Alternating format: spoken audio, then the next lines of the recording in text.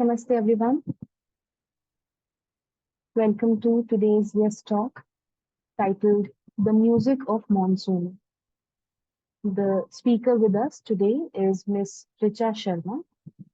Richa Sharma is a counseling psychologist and a musician with a decade-long experience in the fields of mental wellness, parenting, education, and meditation. She holds postgraduate degrees in applied psychology and English literature and a certification in music therapy. Richa is also trained in Indian classical music and features as a voice artist and composer in numerous creative projects in collaboration with global artists. Welcome, Richa. Thank you so much for being with us today. We look forward to an interesting session with you. Over to you. Thank you, Arunima. That was a very warm welcome and a nice introduction. Good evening, everyone. Namaskar. I'm very pleased and delighted to have all of you here today in yet another interesting topic. So, Arunima, just let me know if my screen is visible and yeah, this is fine. You can see my screen. Yes, yeah. Okay, so while the topic is the music of monsoon, and um, it's very apt to imagine that there's going to be a lot of music and singing and all of that. But being a, a professional from mental health, I thought it's a very apt metaphor to weave uh, with the season and to talk about different self-care practices that we can involve in or include in our everyday care during this season. So I felt that this was a very apt name for the presentation. It sounded very attractive as well, and this could bring in your interest. This could kindle a lot of interest of everyone. We'll have some talk about music and aesthetics and art and literature as well. So yeah, before I begin, I want to share that I have been someone for the last few years. I have started believing and acknowledging that we are all connected to one another. So, in this universe, everything, every single element and aspect is related to each other and we influence one another. So, nature influences man and we influence nature in a lot of ways. And probably I also go on to believe that this is not the only universe that exists in the world. There are many more which we are unaware of, and just like the moon influences life on Earth, and there is a cycle of the moon of a 28-day or a 30-day cycle. There are lots of cycles and rhythms that exist in our day-to-day life. Some of us we already know about, and some of which probably if I remind, then you would be able to connect that, oh yes, I know this happens. Okay, so there is rhythm in nature, and rhythm is a very beautiful and important aspect of music. So as few examples are, day and night. That is a rhythm, that's a cycle.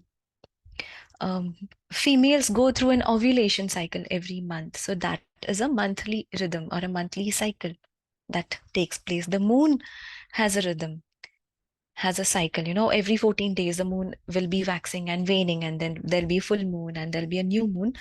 Uh, so just like that, there are different rhythms and different patterns with respect to seasons. And those of us who are living in India, I think we are very fortunate that we have different flavors of seasons here. We get to enjoy a lot of different flavors of season. So I am one kind of person who believes that seasonal changes or changes in the moon cycle are amazing reminders from nature to us to recalibrate or set our intentions, to revisit our goals or the practices that we've been indulging in. And I do this a lot.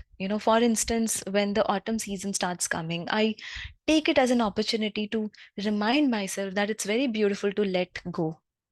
Just like the trees let go of those leaves, and then there is a period of renewal. Similarly, we can also let go of a lot of aspects or things or patterns in our life that are not serving us. So seasons serve as amazing reminders to us, and we can tune ourselves with the rhythm or the tune of the nature or season, and take the best advantage of it if we know how it influences us, if we know what's the science behind those influences. So this was a small background that I wanted to give before I began, and I hope this makes sense. Yeah. So I welcome you all to tune in with the rhythms of nature.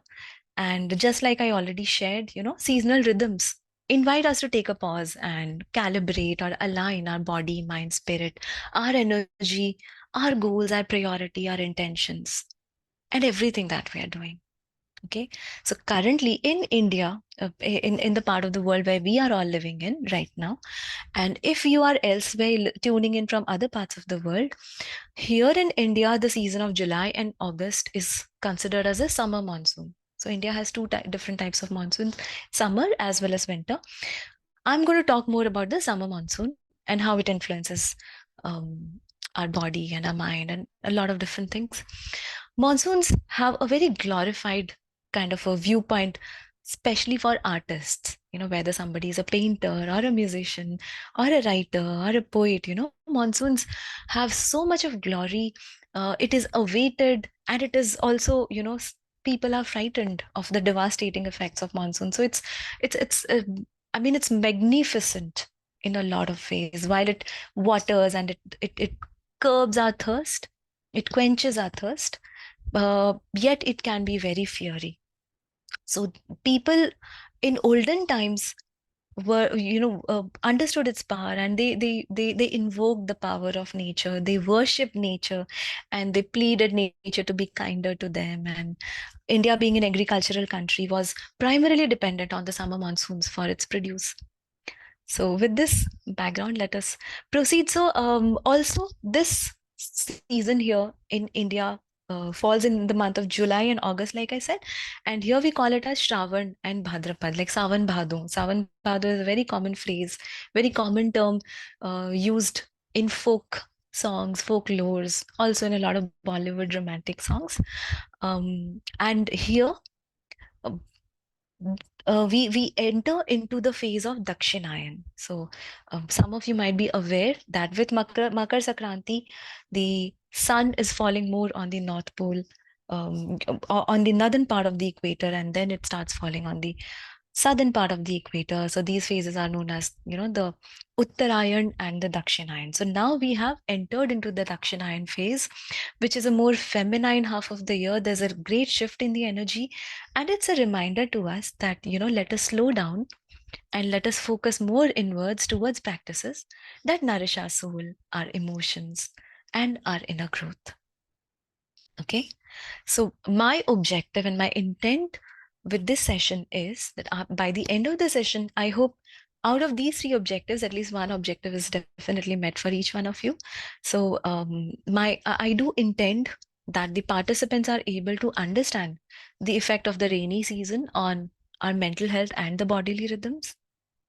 Also, learn and apply certain self care practices during the rainy season, and appreciate I am an artist and I can't leave that part, and I have to take advantage of this season and this topic to share certain beautiful things that I relish and I really enjoy. So appreciate aspects, aesthetics and motives in art and culture around the monsoon. And as you can see from the graphics, fireflies and jhula, samosa, chai, pakode, umbrella frogs, all of these are I mean, just looking at these images, you can straight away connect, oh my god, this is the rainy season, right? And I'm sure there are a lot of us here among the participants who like rains. Rains have a certain beauty towards it. Of course, only when it starts getting prolonged to an extent that we are not able to dry our clothes and it starts affecting our daily life, then we begin to dread it, or we start hoping or longing for the sun lord to shower its rays upon us, right? But rains are loved in different forms, right? So we will be dwelling on some of those aspects. So for those of us who are joining from outside India, I just wanted to remind a bit about what monsoon here means, what I intend to share here. Not going a lot into the geography, but it's a seasonal change. It's related to the directions of the wind blowing from cold to warm regions, and it affects primarily the Indian Ocean and the South Asian region. So the word monsoon is known or identified in countries connected to South of the Asia, right? And probably not in the other parts of the world, like Europe or America. I already mentioned that there are summer and winter monsoons, and I will be dwelling more on the summer part of monsoons. It strongly influences our livelihood, our lifestyle, our living. Okay, so no matter what strata of society you come from, monsoons affect our life in a considerable way. Agriculture, and if the crops are damaged, then it affects the supply of vegetables, and it increases the price of vegetables, and our budget gets affected. Our menu plan, our recipes in the home get affected. So every smallest unit gets influenced. Transport, commute, if some of us are traveling to office every day, it disturbs or disrupts our travel, and we have to be stuck at home or probably find other ways to travel. Monsoons influence the dairy industry as well. The part of India where I come from, like I belong to Rajasthan, and I do recollect that there is these 4 months are called as Chaumasa, starting from the Savan and Bhadru and the 2 more months. So Chaumasa ki hari ghas, the grasses where the monsoon waters have fallen. If you feed that grass to the cow, and you take out that milk and make ghee from that, it's a highly celebrated thing, especially to lactating or nursing mothers. So that there is a cultural significance associated with the season in the dairy and agricultural world. It largely affects the industry, electricity. More water might mean, dams, and they might influence hydroelectric power. I'm not going into the geography of it, but just I'm throwing a little bit of a little bit of references on how the monsoon impacts life to a very large extent, starting from a small unit. There is a great significance ritually, culturally, economically, as well as agriculturally. And one of our past presidents had mentioned that on the summer monsoon is India's actually finance minister. And probably he's right in a lot of ways. So here is a very beautiful, beautiful, beautiful verse in Sanskrit that I came across that describes, and it's using a metaphor. This is in Ramayana, Krit by Valmiki. Sage Valmiki has said, Navmasadhritam garbham bhaskarasya gabasthibi Pitva rasam samudranam dyoh prasute rasayanam. And translated, it it compares the season of monsoon to that of a mother who is about to deliver a child. So for 9 months, the sky drank the ocean's water, sucking it up through the rays of the sun, and now it's giving birth to a liquid offspring, the elixir of life. How beautiful, how incredible, how magnificent it is. Not just for an artist or a lover of poetry or literature. I think anyone who enjoys metaphors like this can see how what profound beauty has been expressed out here. There's lot of such references in Kalidas's Mekadutam and Ritu Samhar, and even Vedic literature has mentions of invoking the rain gods and all of that. Okay, so now we come to an important aspect that as a mental health professional I wanted to take this opportunity to share that different seasons affect us in different ways. Okay, so it's not like you continue to feel exactly the same all 365 days of the year. When it is winter, you remember you have a craving to drink hot chocolate and just lie inside your blanket and be more cozy. When it's summer, there is a need to drink more juices or fresh fruits or something cool. You have a craving to eat more ice creams, right? So similarly, in the monsoon season, there are certain physiological changes that take place in our body, and also a lot of emotional and mental changes that take place. They can happen to different intensity, in different intensity to different people. And we cannot generalize that this happens to every single person. It depends on how we handle it. And like I earlier said, I am someone who takes a season as a reminder to calibrate my energy. And I also abide by this beautiful quotation I once read, which said, when it's dark, look for the stars, and when it rains, look for the rainbows. So, no matter how harsh or how adverse our external circumstances can be, unless it's a question of life and death, unless it's very grave, something like a natural calamity or a question of life and death, um, we can have the choice, we can develop the choice in us to turn that particular situation to the best advantage. Okay.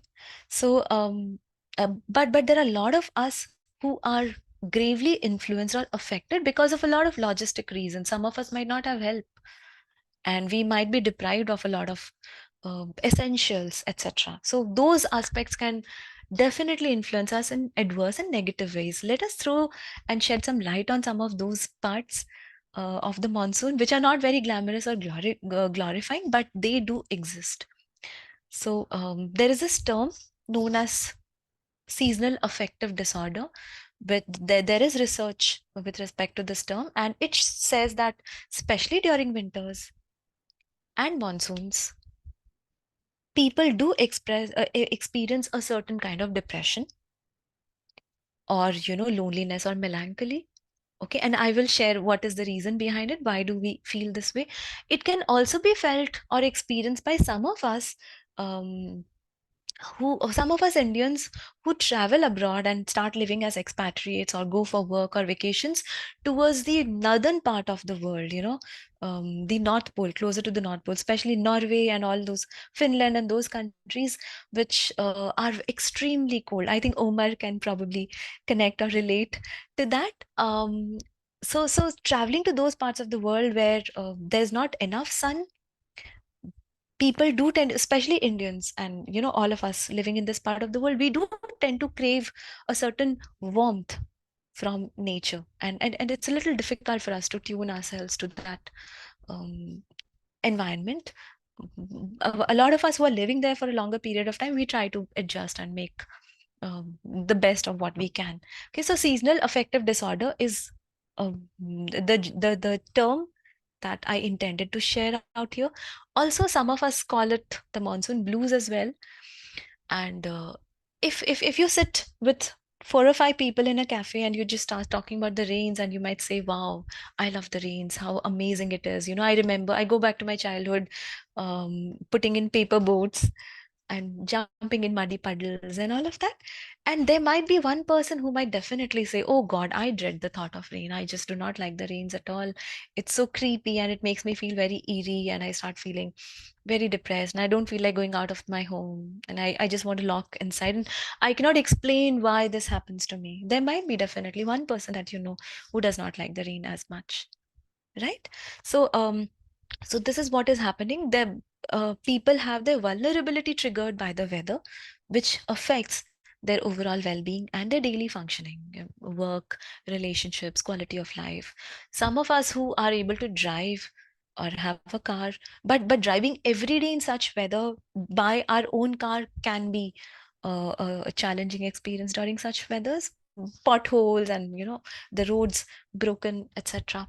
Some of us who are using public transport, this can be even more dreadful, waiting for the bus to arrive, and extreme rains and umbrella being, the flying away with the wind, etc., etc., and a lot of other cars passing by and throwing mud on us. This is not a very pleasant scene, right? But looking at the more emotional parts of it, uh, there is something called cabin fever. People are fed up, stuck inside their homes and not able to have enough mobility. Not People start feeling isolated, um, feeling very lonely. And there are some who deliberately want to withdraw themselves from public or people, or invitations, chal garden mein baithte hain, chai samose khate hain. There are some people who dread that invitation.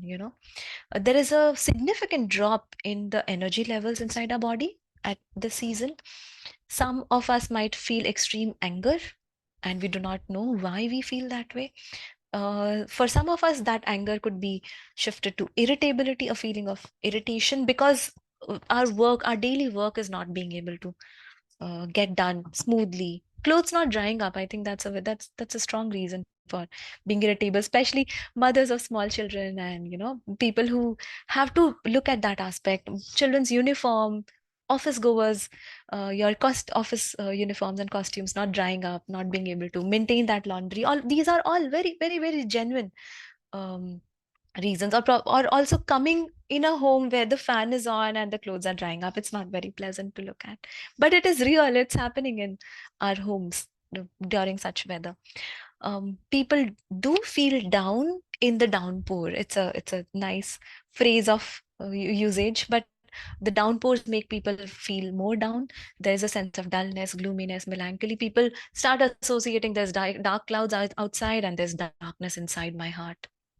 And there are references in Tulsidas Ramcharitmanas and also Valmiki Ramayana that Ramji is using this metaphor of excessive rain. Like earlier, there is a lot of glorification and romance and longing and separation, but gradually it starts turning towards comparing the rain showers to the tears falling from Sita's cheeks. So people associate rains to their own tears or gloominess or negativity in their own lives. There is sadness, and that can lead to lower self-esteem. There's a dampening of spirit, just like dampening of clothes. Okay.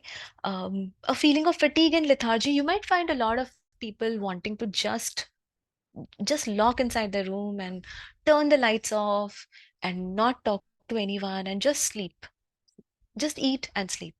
Okay. And there might be a tendency of overeating. There is a tendency of binging on screen, a lot of screen addiction because there's nothing else to do. So that's the best a lot of us opt for. And tendency to oversleep. And there's a lack of pleasure in otherwise in activities that we might have otherwise enjoyed. Okay. Sounds relatable, sounds like making sense. It might not be happening to you, but you know someone who is being affected this way. Right? Okay. So let's move here. Yeah. So I wanted to share this. This is, there's a lot of common sense here, but there's a lot of science also here, which I wanted to share. And that is just look at this logic. When there's a lot of rain, there is a lack of sunlight. Okay. And the lack of exposure to sunlight outside and inside our body significantly affects the levels of certain chemicals and certain neurotransmitters inside our body. Okay, mainly these three: vitamin D. Sunlight influences vitamin D significantly, right? So if there is no sunlight, there'll be a lack of vitamin D in our body, which will have its own ripple effect. Okay, there is a drop in the level of serotonin. Serotonin is a very important mm, hormone here, and levels of melatonin. So there is some disruption. So melatonin levels will be triggered or increased, and serotonin levels will drop, vitamin D will drop, and all of these result because of a lack of exposure to sunlight. Okay, so now elaborating a little bit more out here, you remember I started the session talking about rhythms of our body, rhythms of nature. So the earth has a 24-hour cycle, of which 12 hours is, a day and a night, that kind of a rhythm. So similarly, our body also has a biological clock, and it is called the circadian rhythm. So circadian rhythm is a sleep-wake cycle, and in earlier times when people did not have the alarm phones, they they had this connection with nature. So when it was the advent of dusk, I'm sorry, yeah, when dusk would be arriving and birds would start singing, people would wake up on their own. Their own biological clock would propel them to get up. And when it was sunset, we would slow down. It's not happening now because now there's a happening nightlife, so, and with blaring lights and all of that, so it's not possible. So we have changed a lot of what nature had given to us, but just understanding this can be of great help. In the presence of light, our body is not able to sleep as much. In the absence of light, our body tends to sleep a lot. You sleep better without light, right? In the night. So our circadian rhythm or the sleep wake cycle is disrupted because we are not exposed to sunlight as much. So we don't get to see the day as much. It feels like, just one kind of a weather throughout the day, day and night, and it's more leaning towards the evening or the night with the dark clouds. So what happens here is our level of melatonin increases, and the more the melatonin, the more drowsy or more sleepy you will feel. We need a certain amount of it to regulate our sleep cycle, but the excess of it can induce greater amount of lethargy in us. Our levels of serotonin, a neurotransmitter, uh, it drops significantly, and you can connect that when it is raining a lot, the levels of serotonin have a drop, and जब बारिश होती है, suddenly we start having this craving instantly, when it's, and you won't have this feeling when it is a very hot scorching summer. You don't tell during summer, you don't say चलो गर्मा गर्म पकौड़े खाते हैं गरम गरम चाय के साथ. You don't say that when it's raining you say chalo kulfi khane chalte hain. I mean, that's a natural. You can have pakoras in summers as well, but you don't feel like having it as much as you do when it is raining, which is our body actually trying to tell us that there is a drop in the level of serotonin in the body, and we're trying to somehow fulfill it by eating pakoras or samosas, and that gives us a feel good factor at that time. Okay, which is fine, there's nothing bad about it. I want to remind everyone out here that eating a samosa once in a while is not a crime at all. I mean, if it's raining, it's amazing to have those chai pakoda and samosa, that it has a joy of its own. Only when it's something that's taking place every single day, because is saal, I mean, this year the Shravan Mass is for 59 days. So imagine for 60 days we go on eating pakoras and samosas. It's not healthy for our body. So so understanding what are the foods that are best for us, and once in a while indulging in something that we enjoy doing is perfectly fine. It's fine for our mental health as well. There's no damage or harm. So and again, talking about vitamin D, less sunlight means low levels of vitamin D, which influences our mood as well. So we should remember, we were talking about a certain kind of depression that we experience with a lot of rain, a lot of downpour, that might be influenced by a drop in the levels of vitamin D. Okay, yeah, so I think I will come here and just check in with everyone. And yeah, are you all here with me? Can you all, yeah, resonate with what I'm sharing here? I'm so happy to see a lot of you here. Okay, I'm making sense, right? This sounded interesting, right? Okay, so now so what do we do here? I mean, now we know that the rains affect our mood, and it affects our body, the levels of our body as well. So what can we do with all this knowledge? Okay, we can use this as an opportunity for us to indulge in certain self-care practices that are best practiced during this season. And by self-care, I think the word self-care or wellness or well-being uh, could be tapped in, or glamorized or commercially used as, just go for a spa, go for a foot spa or a head spa, and that could be a self-care. But self-care refers to everyday small little things that we are doing intentionally towards our well-being, with the intention of our well-being. हमारी जो रोज की दिनचर्या है, the practices that we are indulging in every day, we can't be spoiling our entire week or month and then go for a spa one day and expect that it can, create a magic in our life. So knowing how to start our day well, how to have the basic practices at place. And what are the basic practices? It's it's it's our ahar, it's our vichar. So it's our food, it's our thoughts, it's the content that we're consuming, it's our movement in the day, it's our sleep. So some of these very basic things, and our social life.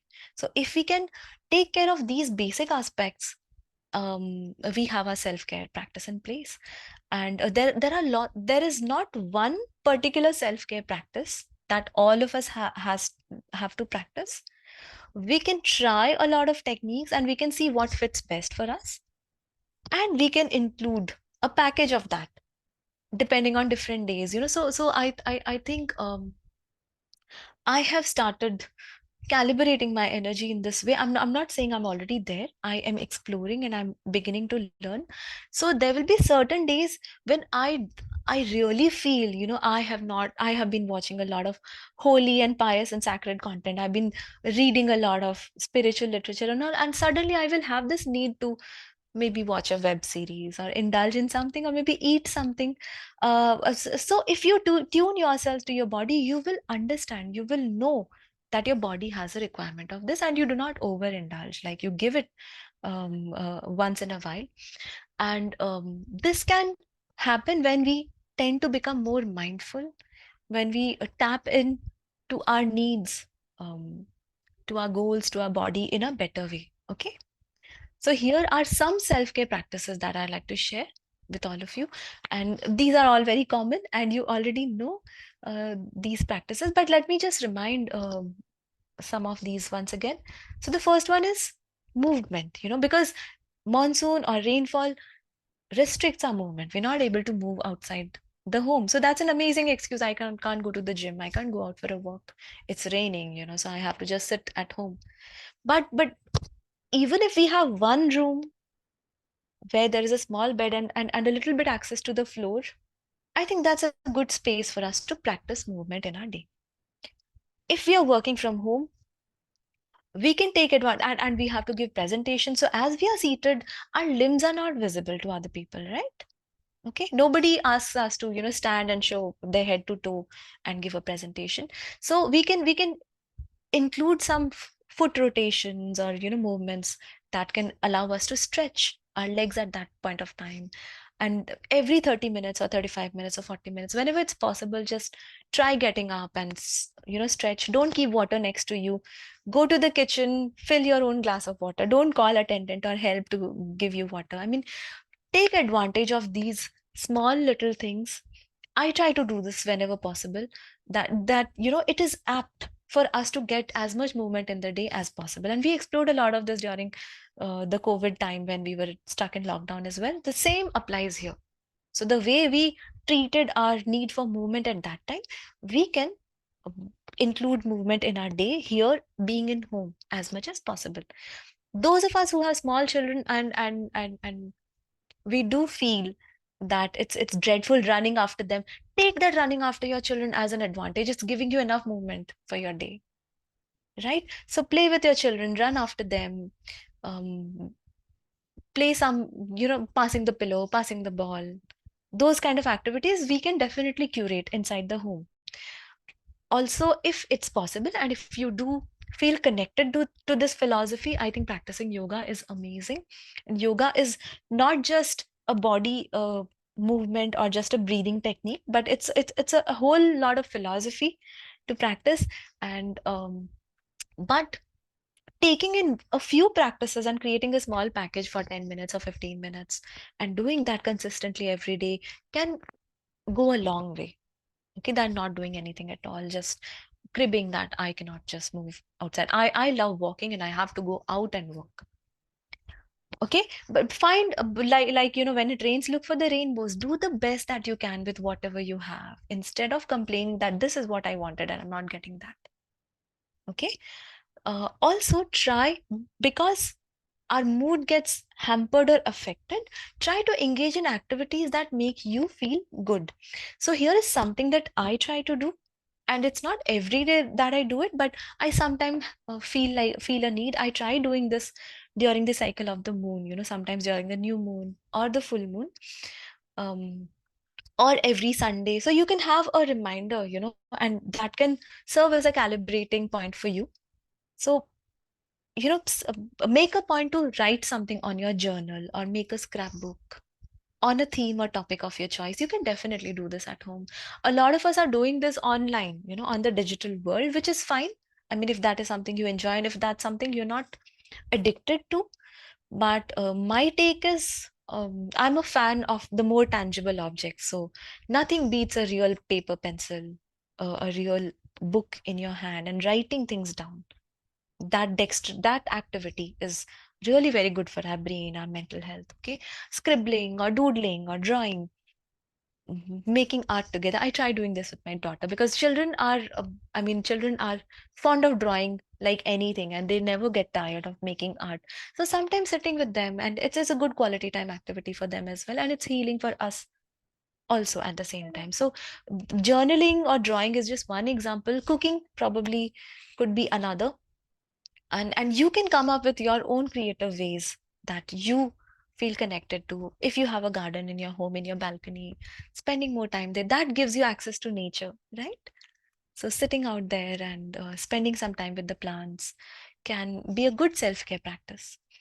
Also connecting with others. It's not possible to move out of the home and sit down for an adda with other people. Okay, but it's definitely possible to connect. And I have felt that more than texting, picking up the phone and calling the person and talking to them for 2 to 5 minutes is more meaningful. It fills us with greater warmth. There's some energy that we share in the exchange of our voice. So just calling in, checking in with our loved ones, what have you been doing, just sharing what you are doing. I think we can count on our fingers the people that we feel close to, our loved ones. So I think it's easy to call people that we can count on our fingers. It's not a lot, right? I mean, Facebook friends are thousands on the virtual platform, but in the real platform, in the real life, we have a handful of people that we love, and calling them up, or best, taking samosa and going to their place and eating it with them. I think it's amazing. That can be a great self-care practice. Connecting with others releases a lot of oxytocin, which is a very feel-good hormone and makes us feel very nice. So you can relate to this, that when somebody visits you, you sit down with someone, even if it's a neighbor, if it's a friend, if it's a pleasant conversation, not a complaint. Um, I think it makes you feel really good. Practicing yoga, like I earlier said, or a meditation practice. And or by meditation, I also mean any practice that brings you in the present moment, any practice that makes you feel more mindful to your surroundings, any grounding technique that you can follow. Okay. And there is no one particular technique that fits all. There are more than 7 billion people in this world. And God is very kind. God has given so many different styles and techniques and systems. And we can pick what resonates best with us. Okay. And also consuming light and nourishing foods. I'd like to throw more light on this. So I'll be moving into the next slide to talk a little more about the food that we consume. So while it's very common for a lot of us to eat more oily foods at this time, it's not recommended. Okay. And talking about cycle, I also came across the mention in Ayurveda. Ayurveda is an Indian system of wisdom that talks about, healing the body using natural resources. And it also incorporates a lot of wisdom, a lot of practices that are good for body apart from food and medicine. So there there are different types of doshas or pravrittis in our body, which are known as vat, pitta, and kaph. And I would not dwell more about it. If you are interested in understanding this, please check out the Yes courses on their YouTube channel. There is an amazing resource and great lectures by Dr. Bijlani, and you can understand all of these in detail in a much more lucid manner. But here, what happens is during the monsoon season, the three doshas inside of our body, all of us have these three elements: the vat, pit, and kaph. And for some of us, one of them could be more prominent, or for some of us, a combination of two of these could be existing in our body. But during the monsoon season, what happens? All of these go they get muddled up. And there is a weakened Agni here is Jaఠar Agni, the digestive fire. So there is a dampening outside, in the outside environment, as well as there's a dampening inside our environment, our stomach, our body. Also, I'm sorry. Yeah, just a sec. Yeah, that was a mistake from my side.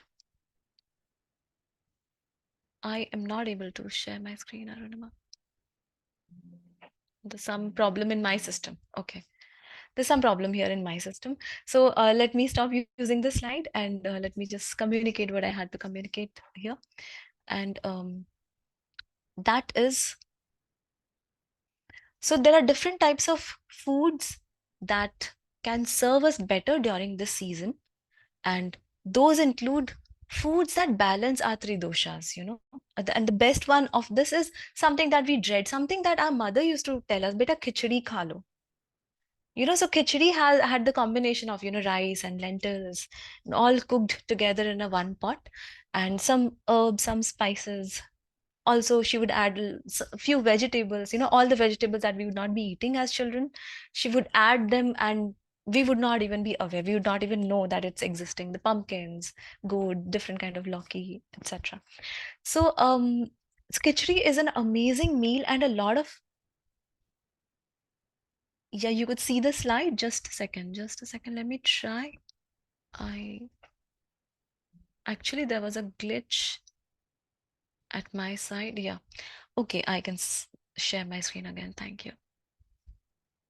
Yeah, you can see the screen now.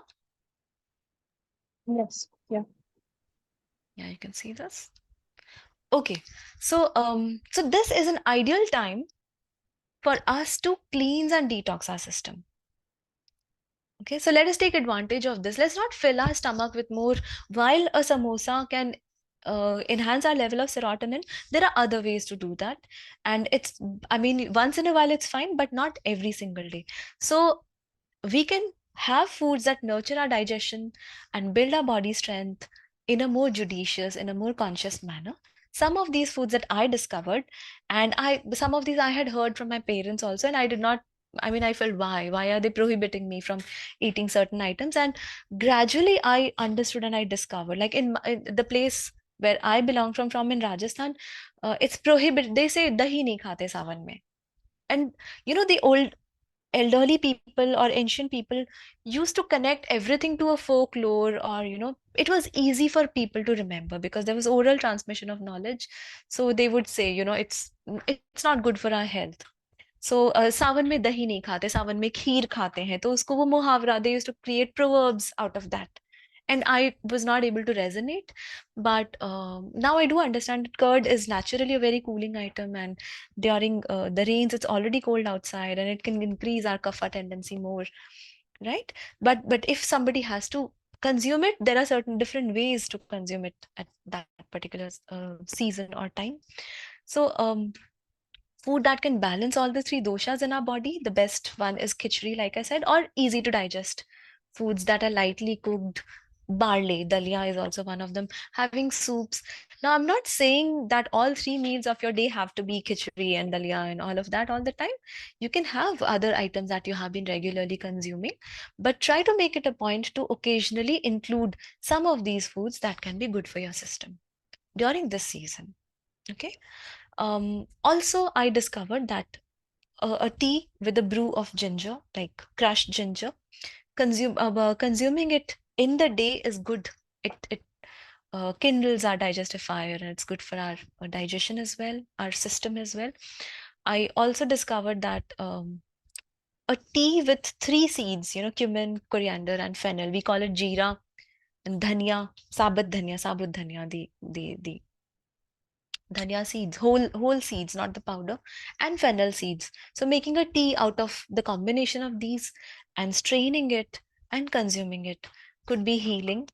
um, Also, it's apt to consume honey. It's good to consume cow ghee. अगर चौमासा का घी आपको available है, please, you can consume that. And amla, gooseberry is always good. I think gooseberry is one item which is good for all seasons if you have access to that.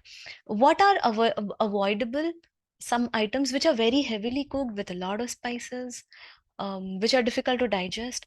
And I think also raw leafy vegetables. Like it's good to have raw and leafy items, but in this season, probably there are lots of worms and lots of insects, and you know, I mean, if you do not wash it properly, then they could, and they might not get digested well, so they might carry more diseases, or they might cause more harm than benefit us. So, which is why elderly people prohibit us from consuming some of these items. If you have more information on this, please feel free to add that on the chat box, or towards the end when we wrap up, please feel free to share more. I'd love to learn more about this. And now, finally, this is my favorite part. I was waiting to share this aspect. And this is the reference to art and culture. So monsoon in India have a very glorifying. It's a very celebrated season. There are lots of festivals that take place in the month of Sawan and Bhadrapad here in India. You know, Janmashtami, Raksha Bandhan, and people have fasts during Mondays. They worship Lord Shiva and Parvati. So there are lots of attributes with respect to that. And I think every state has some season. So the fishermen have their own celebrations to worship the, you know, rain gods, to invoke their blessings, so that there is more cultivation of fishes, and that affects their economy. Farmers have their own way to invoke the rain that is, you know, best suited for them. So there are certain themes that I wanted to share here. If you have some more info, please feel free to add. So major themes here are themes of longing, because in ancient times the men would be working outside or in different countries or different states, and the women would be staying at home indoors with the children or looking after the elderly in the home. And so there is this feeling of longing. The showers of rain invoke that feeling of longing a little more. There's a lot of sense of romance, also separation, which we find a lot of reference to in Valmiki Ramayana and Tulsidas Ramcharitmanas. And this was a season, this was a phase in Kishkindha Kand after defeating the king Bali. When Lord Ram sits with Lakshman, he, you know, he discusses a lot of things, and he also starts talking about the rains.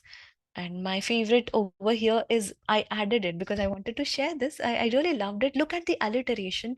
And it's a verse from Tulsidas's Ramcharitmanas. It says, Barkha kal megh nab chhaaye, garjat lagat param suhai. Ghan, I'm sorry, the language here is wrong. Ghan ghamand nab garjat ghora, priyaheen darpat man mora. So during the rains, you know, how pleasant it is, but you know, when it starts thundering, I feel a little scared in the absence of my beloved.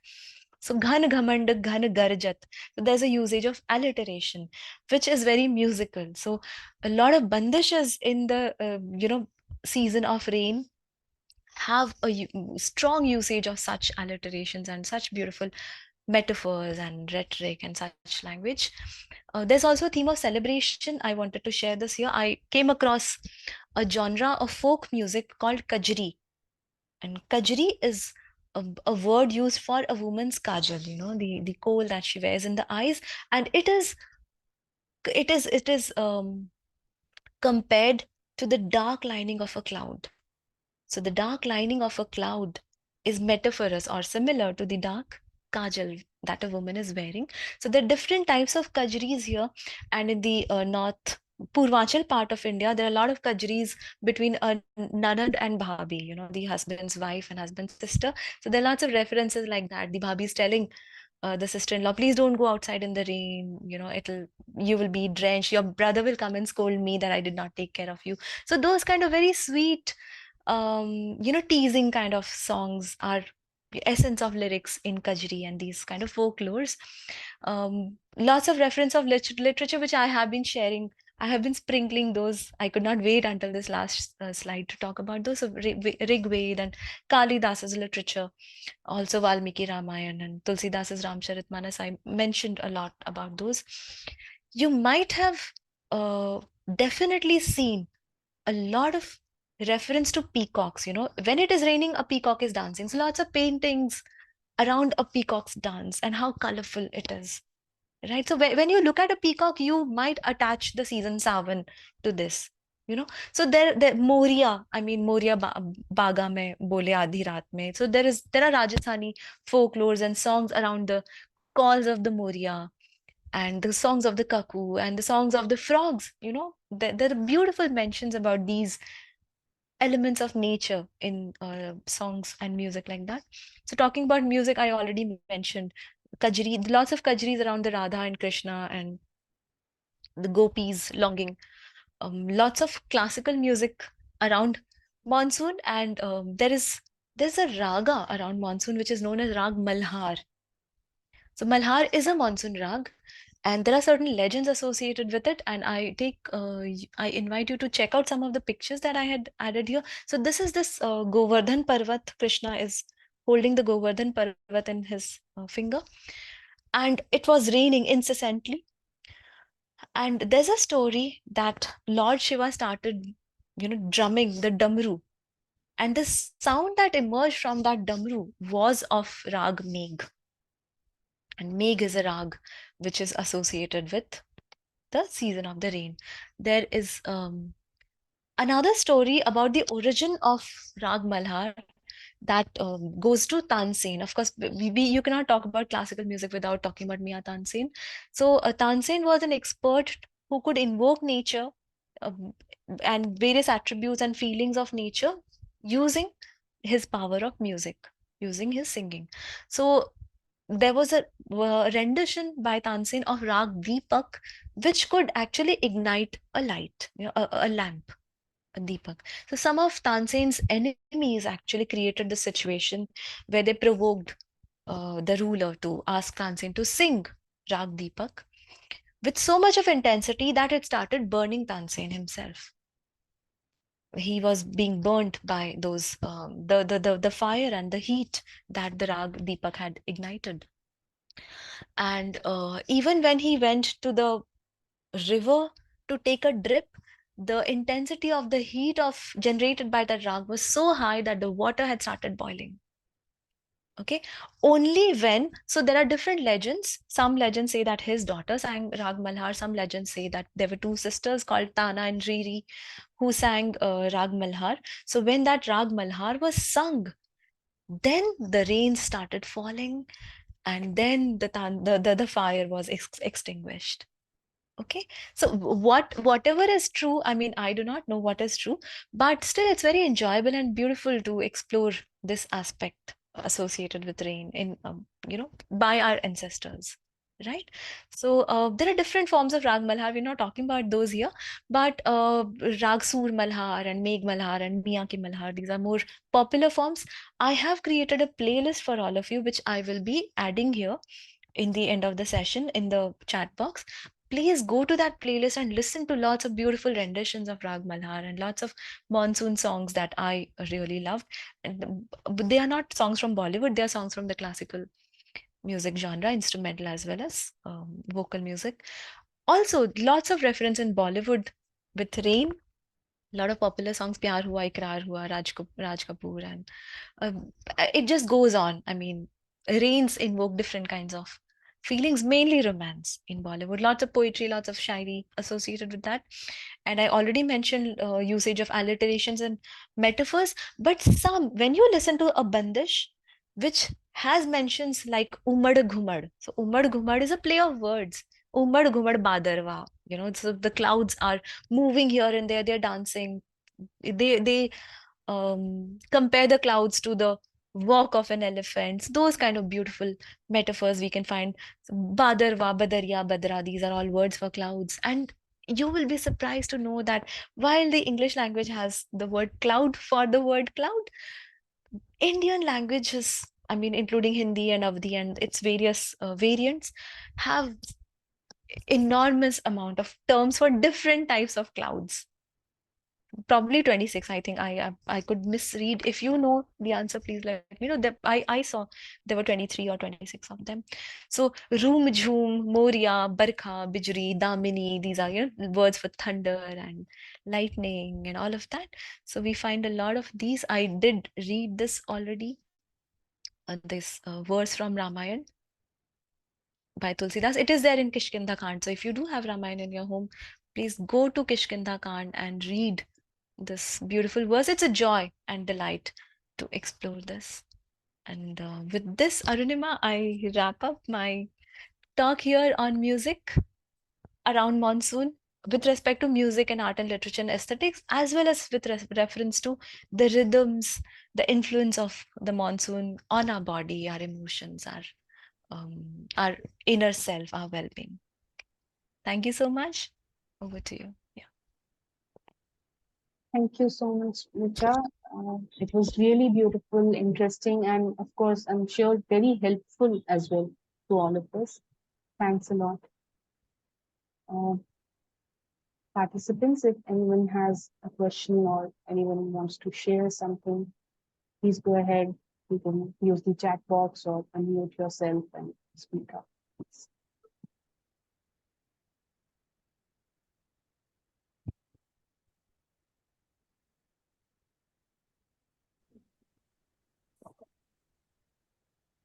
I'd like to say something, please. Yes. Richa, this is the second time I've seen you on Yes Talks, and you're so delicious to watch and to just, listen to. So I just want to thank you for that. That's the only thing I can think of, sweetness, and you're just delicious. Thank you. Omar, you had raised the hand, please. Yeah, hi.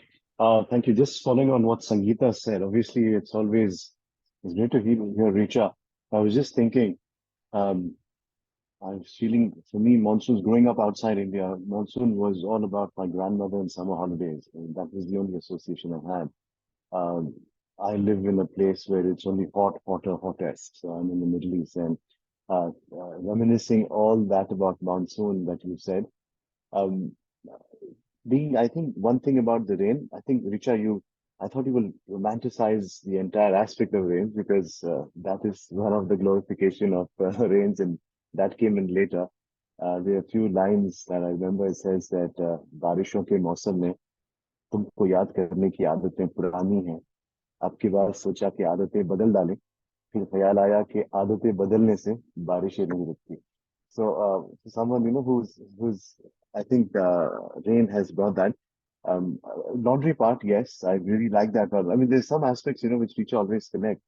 For me, I think men should know at least minimum of two things in life to help at home is doing laundry and cooking food. I mean, that's a very important aspect for a man. And laundry is my absolute favorite. I dread it when it's monsoon. Thank you very much, Ramesh ji and Arunima ji, for including me in this. And Richa, thank you so much once again. Wonderful to hear so many things about it. Thank you. Yes, sir. Please go ahead. Namaskar. Thank you very much, particularly to the organizer that Richa has been asked to present such a illuminating lecture today. In fact, being a student of agriculture, I have been very closely associated with the monsoon. And ever since we have been living in the countryside, rather born in countryside and grown up, and also started studying, the rain and monsoon and barkha and kajari and all those things have been very closely associated with our day-to-day activities. And thank you very much that you have touched almost all aspects related to the human activities with monsoon. And if I can say that the monsoon has been studied such a thoroughly in this country, probably that will not be a something beyond question. So even our folklores, our the household thinking, the traditional wisdom, everything circles around this monsoon. Just to add one point, of course you have touched all the aspects of monsoon. Since I belong to agricultural education as well as profession, so I must say even in our household wisdom, whenever there is a monsoon, starting monsoon, always there is a prescription that don't use the green leaf vegetable. Rather, you should focus on the products which have been harnessed or harvested just last season. Last season means the summer or even winter.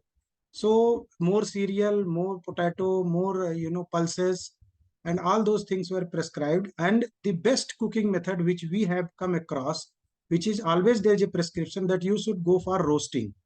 Instead of cooking any product, try to get the roasted food as much as possible during this monsoon season. Now, what are the logics behind? I am still struggling to, in fact, see it with the scientific microscope. But certainly, as far as the taste goes, as a common citizen, tastes are good if you are having roasted food compared to the cooked or even the frying. So this is what people call it sodhi sodhi. When rain falls on the soil, actinomycetes population increases many folds, and because of that, that sodhi smell जो कहते हैं लोग कि एक earthy smell that emits from the soil is the result of the actinomycetes.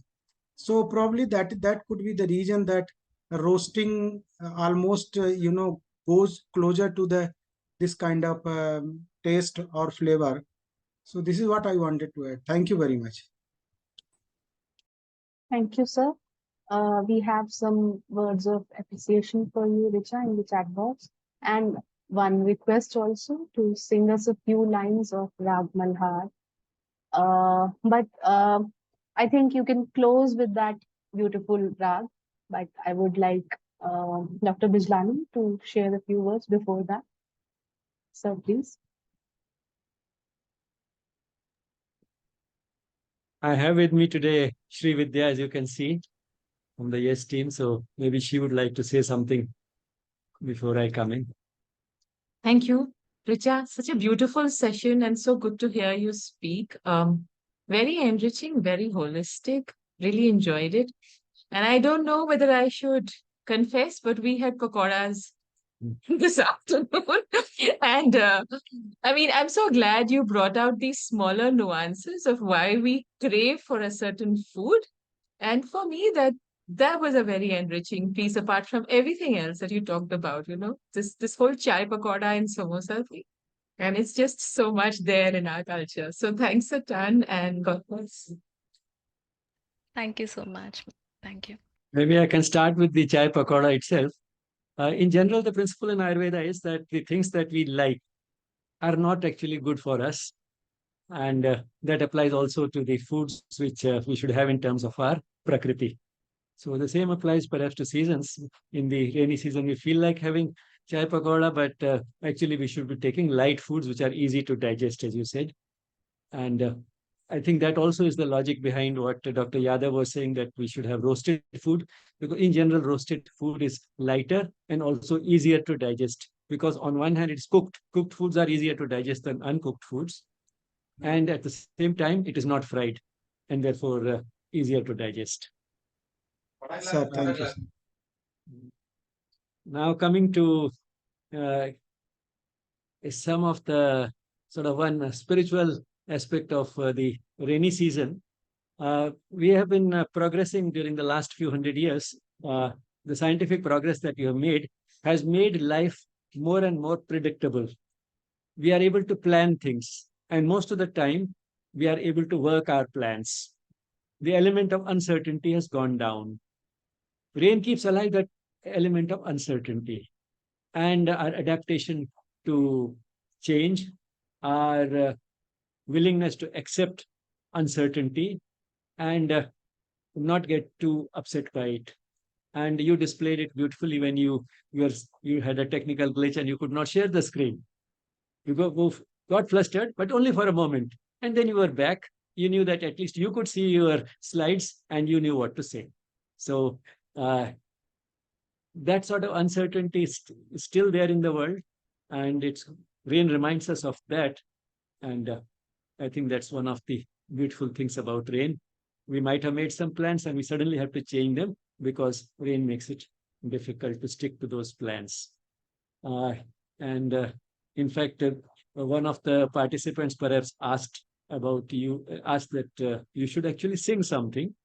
And I'm sure that is also something which many other participants are thinking of. And in fact, I had also exactly that same request. And not only that, you sing something today, but then we can have another session in which you sing a lot more. So we can have a session on music itself or these songs, whatever selection you make, choosing any theme that you like. Thank you.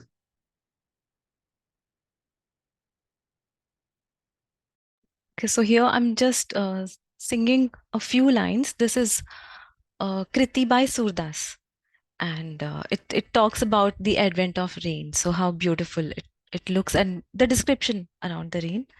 It's in Rag Sur Malhar, and